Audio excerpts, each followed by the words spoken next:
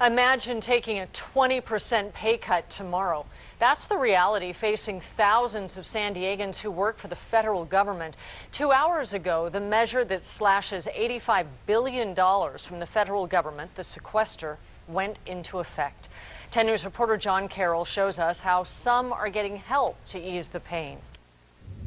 Whether it's people in the military, like in the United States Coast Guard, or any of the thousands of other federal jobs across San Diego County, effects of sequestration will be felt here, but for some federal employees, there is help. First I thought, how am I going to make next month's payment? How am I going to make 6 months from now? How am I going to keep the family afloat? David Rodriguez has worked for the federal government for almost 17 years. He has a wife and 2 children. The thought of losing 20% of his pay is troubling.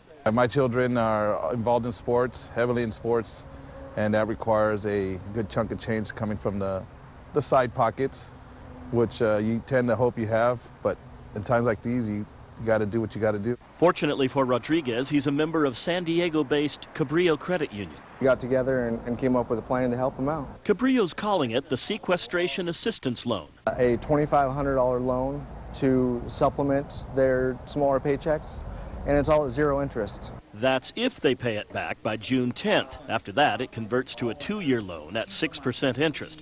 Rodriguez says he won't hesitate to take that loan. Because like I said, we don't know how long this is going to last, but we can definitely use it if needed. And for San Diego County, the potential economic impact is scary. It's almost $5 billion. And so that's a pretty significant chunk of an economy. $5 billion out of the county's $180 billion annual economy. Economic food for thought sure to turn anyone's stomach. John Carroll, 10 News. Dave Rodriguez says the advice from the agency that he works for is to hope for the best but prepare for the worst.